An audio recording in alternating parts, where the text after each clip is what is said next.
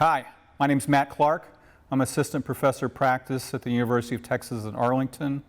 I want to welcome you to our third virtual visiting artist of the semester.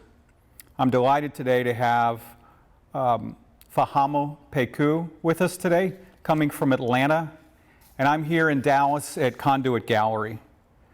Before I get started and introduce Fahamu, I'd just like to thank a few people. Thanks to Conduit Gallery, who has given us the opportunity to come inside the exhibition and film it. At Conduit, Nancy Whiteneck and Danette Dufilo, I want to send our gratitude and thanks for letting us shoot here today. Now I want to introduce Fahamu. Dr. Fahamu Pecou is an interdisciplinary artist and scholar whose paintings, performance art, and academic work addresses concerns around contemporary representations of black masculinity using hip-hop and popular culture paired with a life experience of black males. Fahamu received his BFA at the Atlanta College of Art in 1997 and a PhD from Emory University in 2018. Pecou's work is featured in noted private and public national and international collections, including the Smithsonian National Museum of African American Art and Culture, the Société Générale in Paris, the National Museum at Duke University in North Carolina, the High Museum of Art in Atlanta, Crystal Bridges Museum of Art in Arkansas, the Seattle Museum, the Paul R. Jones Collection, Clark Atlanta University Art Collection, and the Museum of Contemporary Art in Georgia. Welcome, Fahamu. It's great to have you today. Thank you, Matt. It's great to be here. It's a pleasure. Thank you. How are you doing? How are you dealing with the corona thing? It's been an interesting time. Quarantine, be damned, I would have been in my studio every day making stuff. In that regard, it's been normal. But not being able to travel, not being able to be in person having this conversation with you, not being able to, interact with and engage with patrons and other artists and curators, et cetera, walking through museums, like being able to be with people has been the biggest challenge. But hopefully we won't have much more of this. Have you found this time that you're more inspired, or you're working more on your creative ideas, or have you been? Yes and no. I think again that I'm always kind of in a state of like, if I'm not making something, I'm thinking about making something. So right. But what I will say is that one of the things that I do appreciate about what has happened over the last few months is that space of silence and stillness that we collectively have had. I'm really interested to see how that transforms all of us, right? I feel like an antenna anyway, so like picking up on things and feeding off of things. I'm curious to see what that will feel like.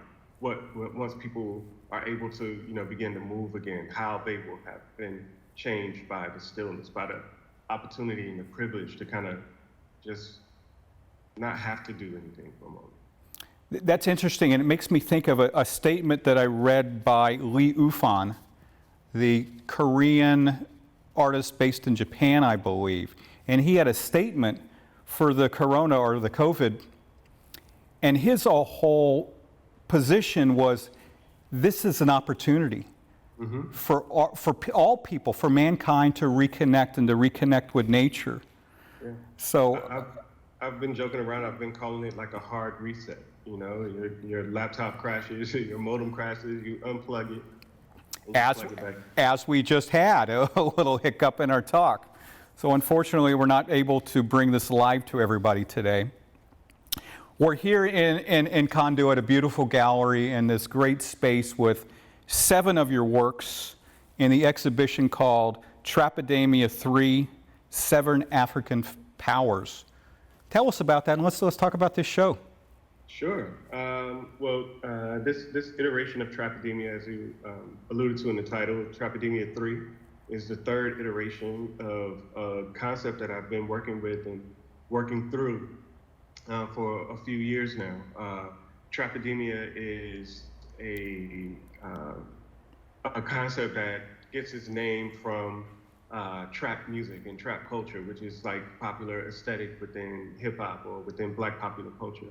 And you know, it's problematic, you know, in a number of ways. You know, a lot of the music that's associated with trap, you know, refers to like drug culture and things that are not necessarily, you know, positive, you know, kinds of themes or messages. However, what I'm most interested in is that within those spaces where we might think of as being negative or undesirable, that those spaces are where some of the most brilliant ideas and some of the most like beautiful expressions come from, right? And what I argue with this theory of Trapademia that I'm playing around with is that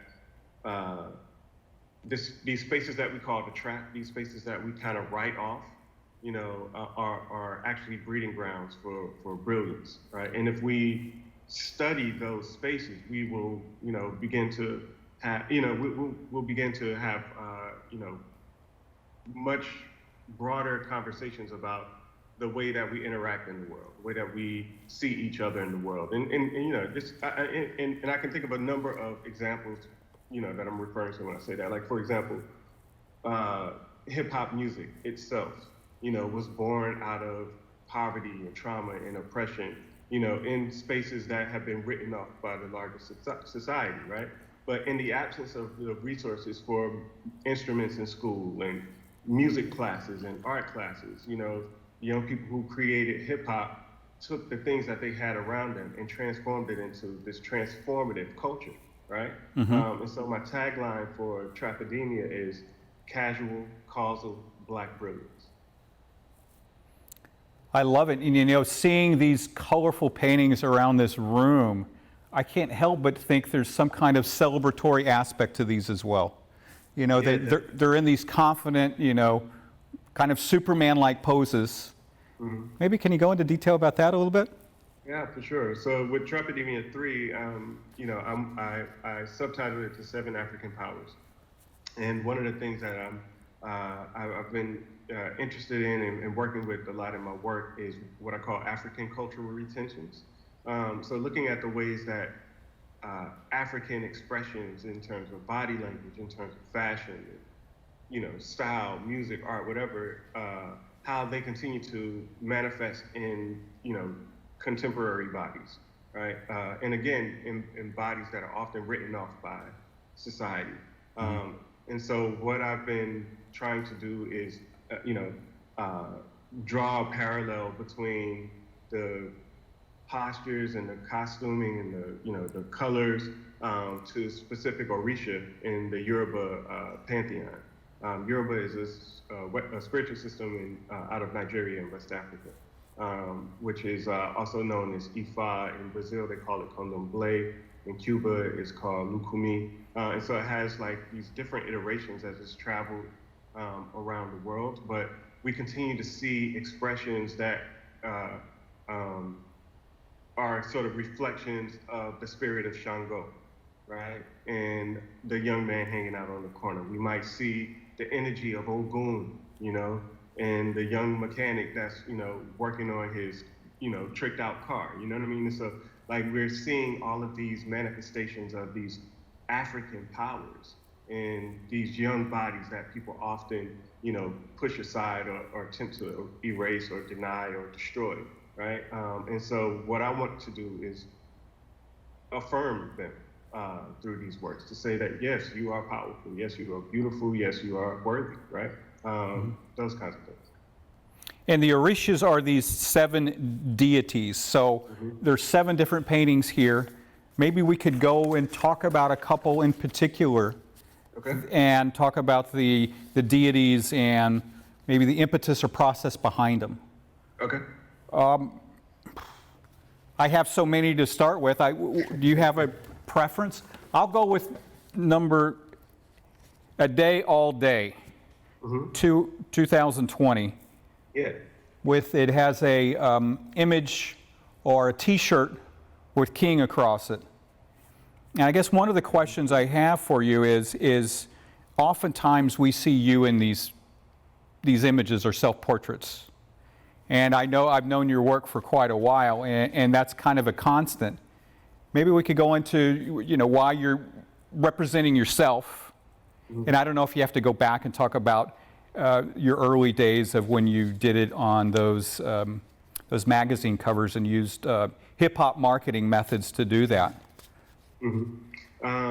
Yeah, so let's see, where can I start to answer the question? So yes, I use my body in the work, but I'm always very clear that it's not about self-portraiture. So I never refer to the figures in my paintings as me.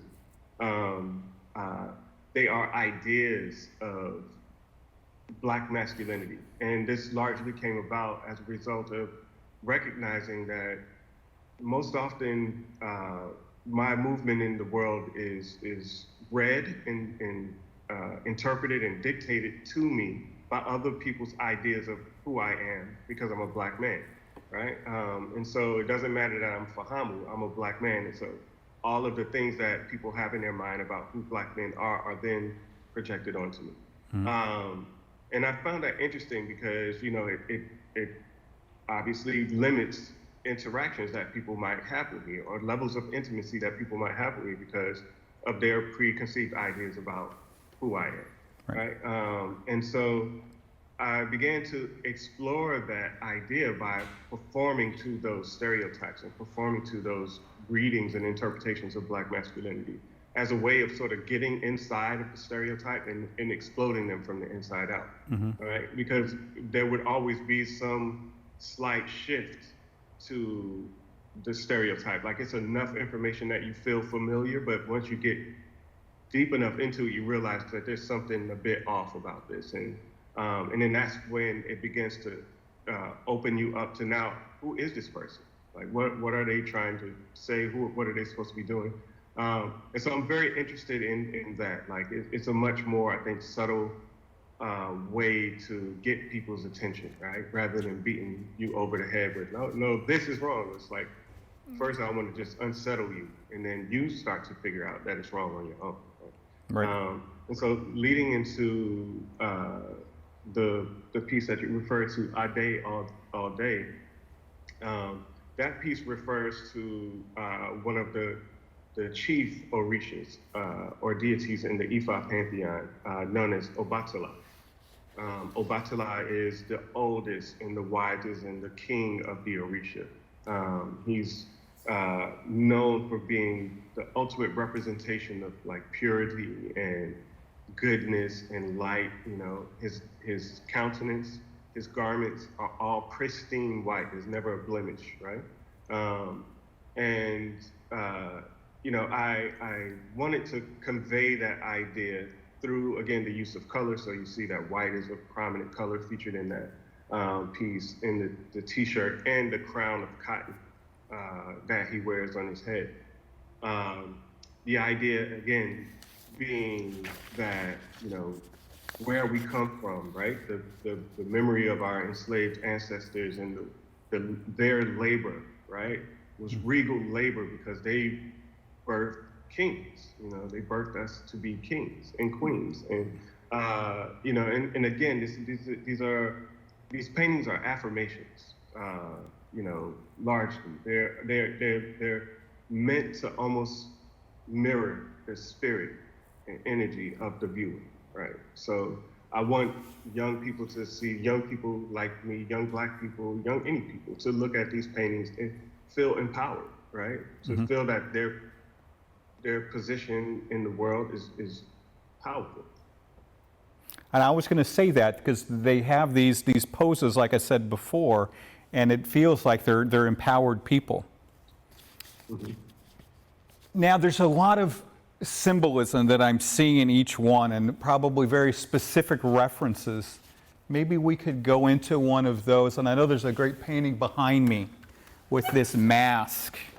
It's Onire the General. Mm-hmm. And he has some beads and this African mask on him. Can you maybe go into detail about that? Who this, Yeah. what the deity is that this one represents and so forth? Yes. So the color green is associated with the Orisha by the name of Ogun. Ogun is like the ultimate technician, right? He's the metalsmith. He's the warrior. Like, he never misses his mark, but he's also, seen as more like wild. You know what I mean? Like he lives in the forest. But he's everything that has to do with technology and like military strength and might.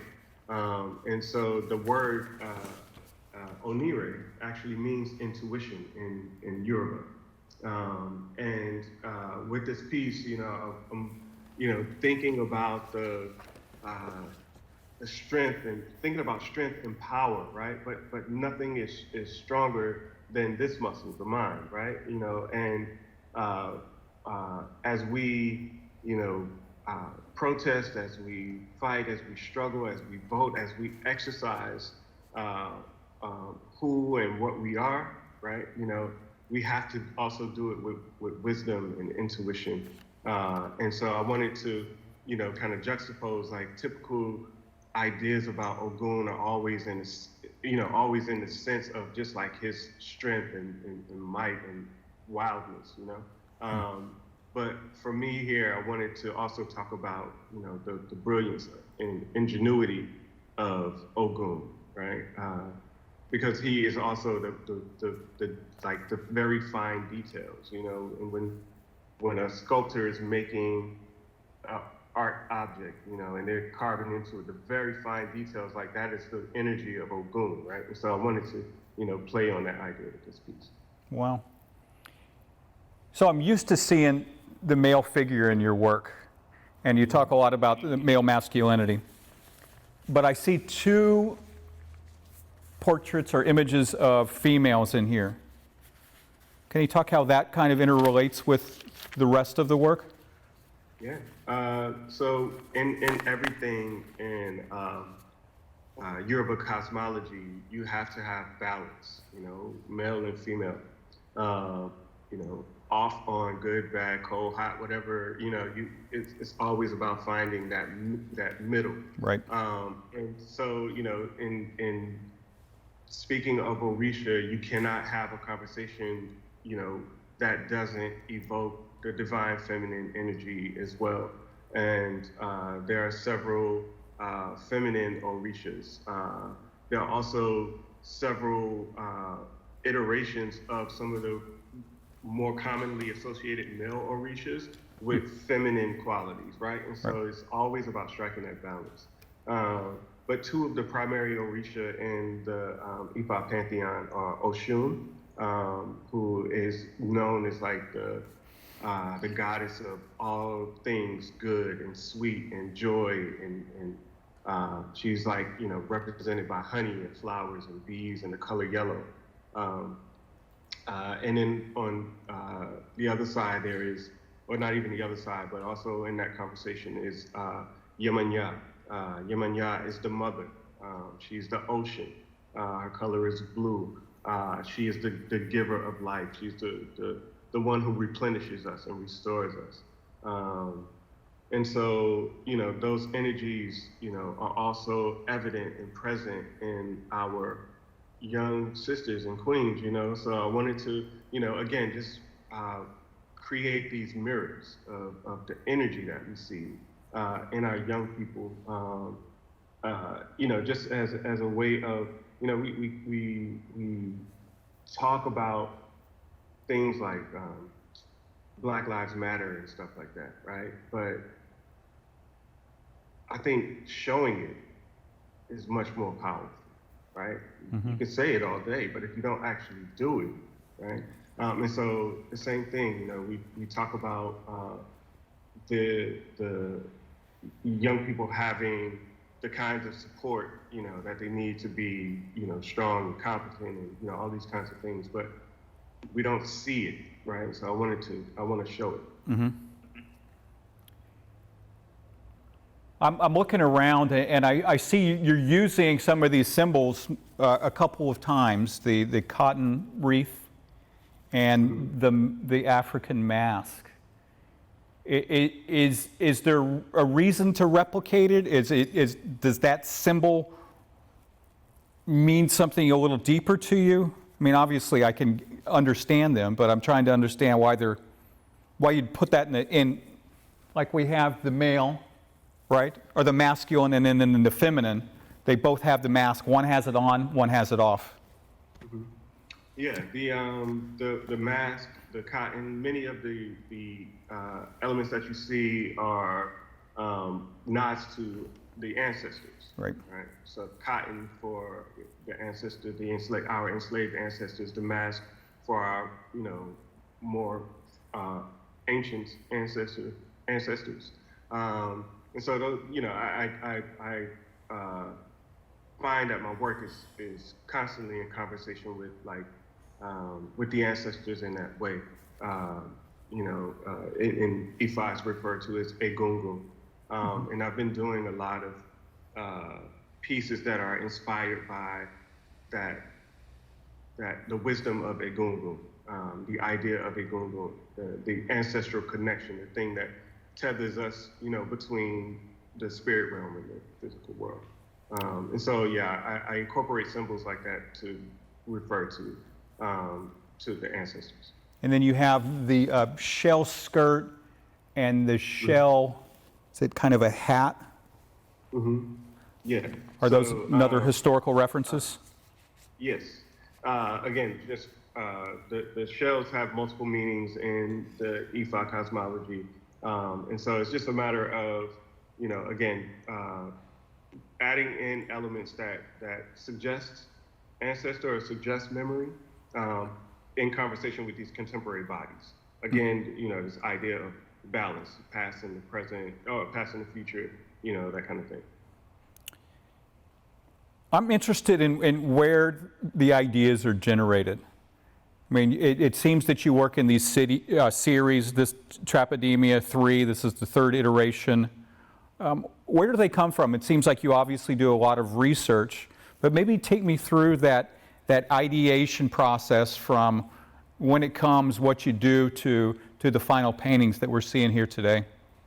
Yeah, so it typically starts out while I'm driving with my knee and typing notes in my phone. You're the guy that I honk at on the highway, aren't you?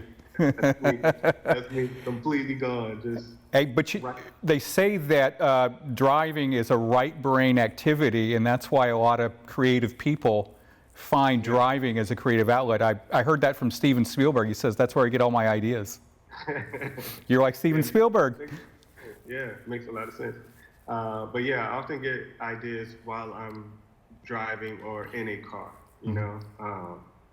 and I make the notes in my phone. I might think it over for a couple months while I try to figure out what does that look like, because more and more that's become a thing for me, is to not feel confined or fixed to a particular medium to convey an idea. So I might have this idea, and initially I thought of it as a painting, but by the time I'm ready to actually do something with it, it's now a film, right? And so, I think it over for a little bit, try to figure out what it looks like. And then, the first sort of physical expression of it is, I typically work with a photographer. They come into my studio, we set up a set, I style, I art direct, I choose the models, I do all of that stuff, and then actually jump in front of the camera, and now it becomes performance, right? Because I literally try to become these characters that you see in the paintings. In fact, I would probably consider myself a performance artist even more so than a painter. But I do the photo shoots, and then once I get the photos, then I go through an editing process. I select the ones that I think will be the most, you know, like has the best, you know, whatever it's just gonna be a painting, then I'm like, okay, yeah, this is the one that I'm gonna work with. And then from there, I start painting, you know, which becomes another editing process. You know, I might put things in that weren't in the photo. I might take things out, you know, change the colors. Like, for example, the piece that we refer to, "I Day All Day." The colors in that piece are completely flipped. It's not, in the photograph, I'm wearing a navy blue shirt with the word King written on it, and it's against a yellow background. You know what I mean? So it's like, you know, I'm doing all of these things as I'm painting, and then that's the final stage. Well, the final stage is the presentation. That's the Right. And again, trying to find those the balances between the two opposites. I often see your paintings with this figure isolated with this kind of indeterminate one color background, kind of this indeterminate space. Obviously, it's to direct our focus to the viewer.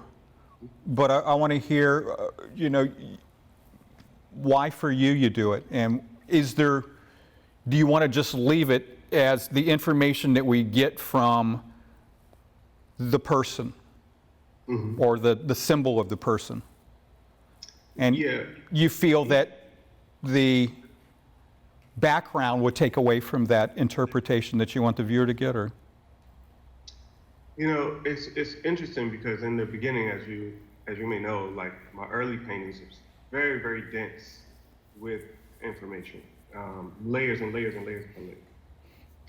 But even at that time, I was always very interested, as you know, like those paintings there would be areas unfinished, you know, and you know, from early on, I was always very interested in this idea of how much information do I need to give before you start filling in the blanks yourself, right? Yeah, so over time, as the work has evolved,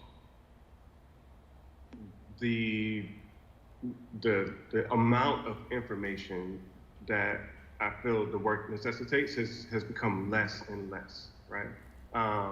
And in that, I feel like I'm able to, in taking away information, I'm able to create a space where you read in more information, right. which is really like interesting to me. You know, the more you take away, the more it gives. And yeah, so I'm always sort of playing around with space and composition, you know, as a way to just draw you into the piece, right? If everything's static in the middle, after a while, it would just, you know, fall off your radar. But slight shifts here, up, down, you know, it's like it keeps you drawn in and pulls you in from all these different points.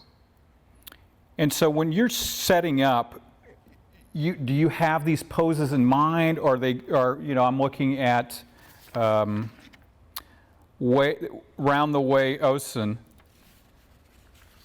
and do you have an idea of the poses before you're going in, or is this part of the process of discovery through the process? Yeah, it's literally when the lights come on, it becomes a performance.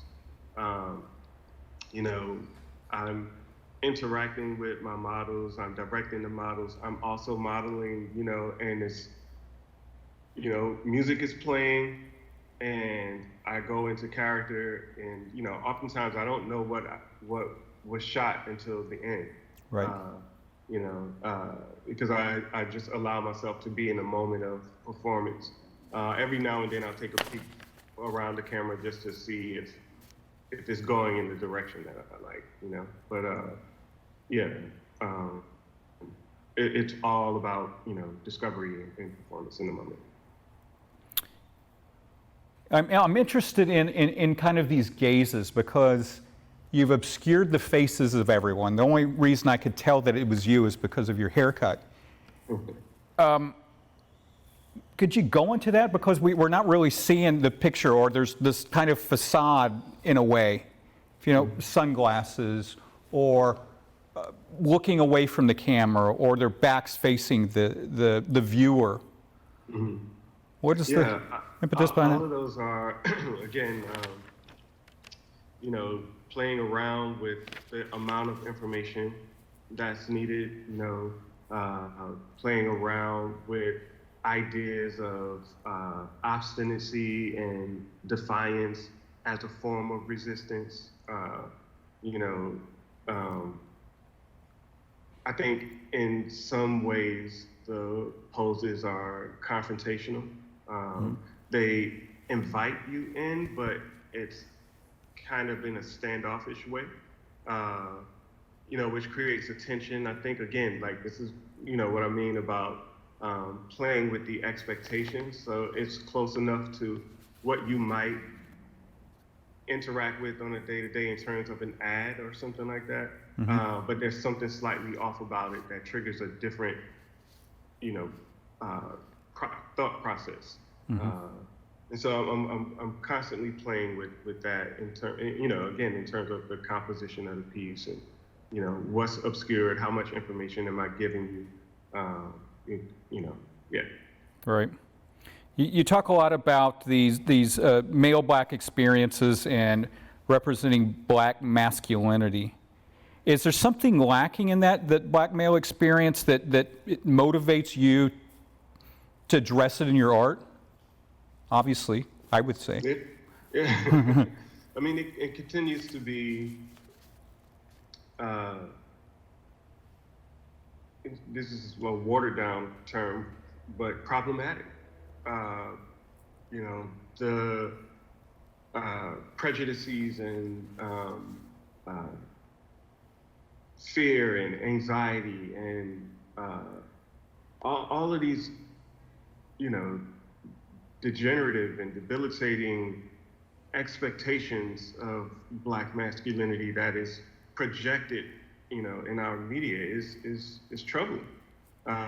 Certainly. And we see how it,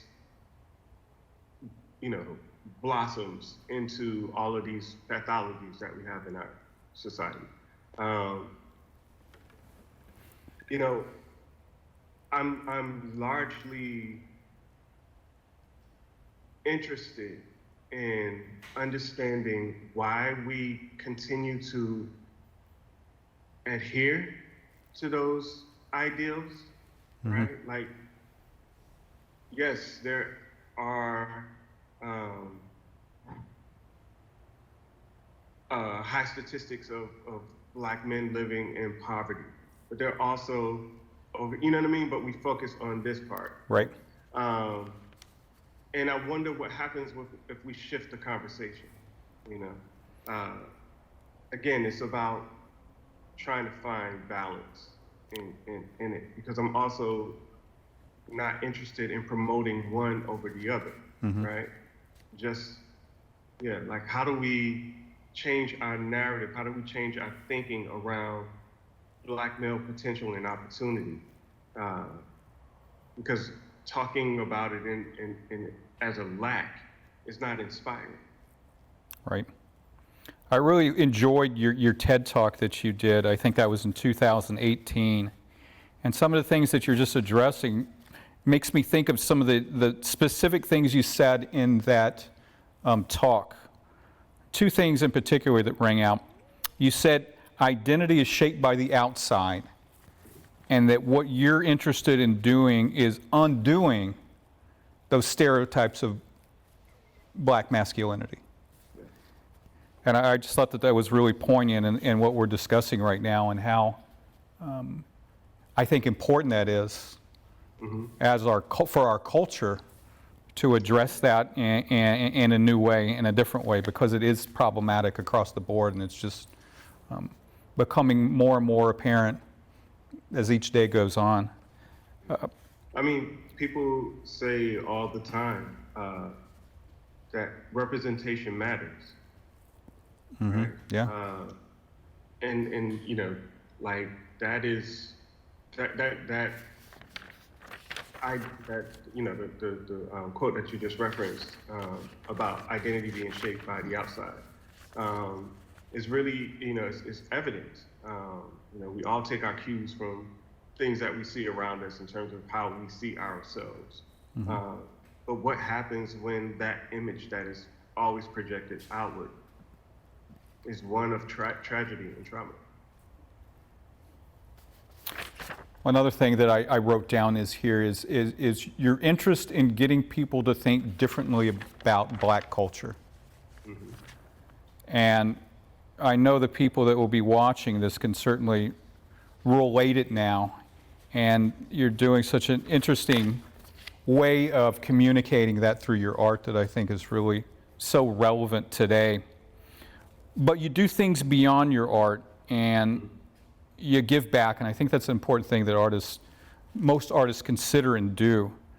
And I'm interested in hearing about this curriculum that you developed for Black male youth called Advantage Point. Yeah. Tell me about that. Yeah, we could. It literally is just a different expression of what I'm doing in my paintings, is showing our young men that there's more to it than what they've seen. Advantage Point gets its title from the idea that Black men, Black males are always at some disadvantage. But I love puns and I love to play with words, and so I think of disadvantage as this, THIS, advantage, or this, THIS, vantage. Like the point that my vantage, my viewpoint is, unique and brilliant, and no one else will have it. And so I can own this space, right? And so that's where the title of the program comes from, that your vantage is an advantage. And through this 12-week workshop, we introduced, for the first half of the course, we introduced the scholars to artists working in different disciplines that look like them. We have film, literature, music, visual arts, photography. We have 2 artists representing each of those disciplines come in a week at a time and talk about their work and then do some kind of demonstration with the students. And then the last 6 weeks of the course, the students, initiate a project that they want to work on, and they can use any or all of the disciplines that they've been exposed to. And myself and my co-facilitator, John Bigg, work with them to develop their ideas, and they have a final presentation at the end. Wow. Now, is that like an after-school program? How was that? Yeah, it's an after-school program in partnership with the Annie Casey Foundation. High school kids or all ages? Yeah, high school. So they're about between 15 and 17 typically. And, it's been an amazing experience, because many of the young men that we work with, they have an interest in art, but they just have never seen how do you go from here to here, based on the communities that they live in. They just never have had that access. Right. Or even the ones who have some talent but just don't recognize how much talent they actually have, right? And to watch them transform over the course of those 12 weeks has been amazing, and I'm really grateful for the opportunity. Wow, sounds like a great program. I'd imagine that cities beyond Atlanta would benefit from such a program. Yeah. Ever thought about trying to scale it up? Yeah, we've actually, this will be our 3rd year doing the program in the spring of 21. We've already begun some initial conversations about introducing the program in some other school districts around the country. So we'll see what happens. Okay, I know a lot of people in Dallas would be interested in something like this. Maybe it could come here. Yeah, that'd be awesome. Yeah. You've recently done an inaugural artist in residence at the Atlanta Beltline. What's the Atlanta Beltline, and how was it to be the first artist in residence at this Beltline? That must have been an interesting and unique experience for you. Yeah, well, the Atlanta Beltline is, I believe it's I think it's 25-mile walking trail that encircles the city of Atlanta. Wow. That's constructed over former rail lines. It's absolutely been transformative to the city, made it much more walkable.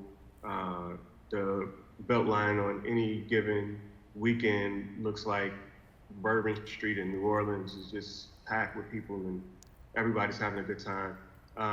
But they have now a formal arts program on the Beltline that commissions and takes care of permanent and temporary installations along the Beltline trail. So I was the first artist who was selected as artist in residence in 2019, and it was unfortunately unable to be fully realized as it was envisioned because halfway through COVID hit, and a lot of the plans and programs got shut down. But the Beltline continues to be a great gathering space for people in Atlanta. So if you come for a visit, hop on the trail, stop at a restaurant, get a drink, see some cool art. It's a great experience. God, sounds like it. I wish we had that here in Dallas. I'm going to take you back to your college days real quick. Okay. Thinking about your undergrad days, would you do anything differently now that you have these years of experience and wisdom that you could tell your younger self? And if so, what would it be?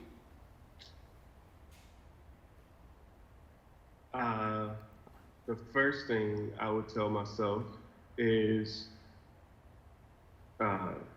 when I was 18, I wasn't really, I knew I wanted to go to art school, but I didn't know where or what, you know what I mean? So I didn't really look,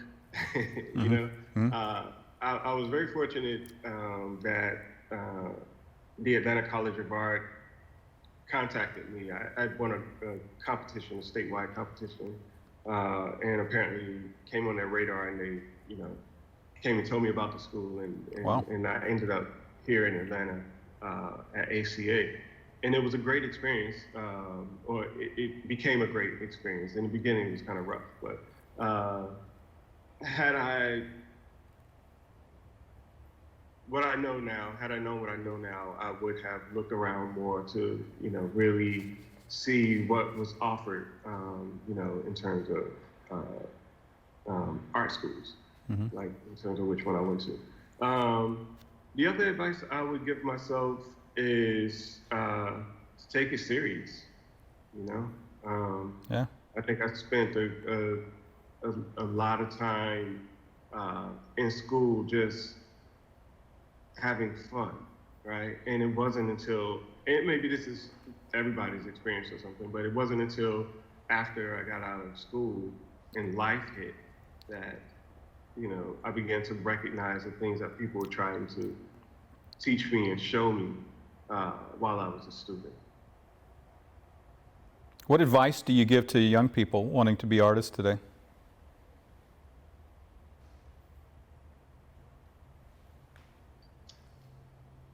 When I finished high school, I got ready to go to college. My grandfather asked me, he was like, "What are you going to college for again?" And at the time, I wanted to be a cartoon animator. So I told him, "I'll be a cartoon animator, Papa." And he said, "Well, I don't really know what that is, but what I do know is whatever you do in life, be the best at it, no matter what you do. If you're gonna mop floors better than anybody ever did. If you're gonna sell shoes better than anybody ever did. But whatever you do, be the absolute best. Otherwise, you're wasting your time and everyone else's." What sage advice from Grandpa, right? I have one more question for you. I know that we have a follow-up conversation in November, so I don't want to ask you all the questions. But this is pretty cool. You know, what is it like to see one of your paintings on an episode of, you know, major network TV, like on The Chi or Blackish? You know, you're watching an episode and all of a sudden a Fahamu Pecou painting emerges. That's pretty cool. It's a great feeling. I can't even lie. You know, I get excited every single time, and it really makes me think back to being a little boy and watching Good Times and seeing those paintings that JJ or Ernie Barnes painted. You know, and I, you know, yeah, it just warms my heart, you know, to see that. And it probably is an extra motivator because you get so excited that, hey, this is how far I've come. I'm going to keep going. Yeah, for sure. And, you know, maybe there's another little boy or girl somewhere, you know, drawing and sees that and says, you know, I want to do that. I think making an impact so nice, and it's been a pleasure talking to you today, learning about your show, a little bit more about you and your paintings, listening about your programs for youth. It's fantastic. Thank you, Fahamu, for giving us the time and speaking with us today. I know some people would probably want to check out more of Fahamu's work, and you could find that on his website at fahamupecouart.com. Again, we'll be having another conversation with Fahamu on November 16th at 12:30, so be sure to tune in to the YouTube Live then. Our next virtual visit, however, will be with Celine Aubrey on November 12th at 12:30. She comes from the world-famous Hatch Show Prints in Nashville, Tennessee, and we'll be delighted to have a conversation with her. Thank you all who watched today. Thank you, Fahamu Pecou. Thank you, Conduit Gallery. It's been a lot of fun, and I hope you guys enjoyed. Thank you.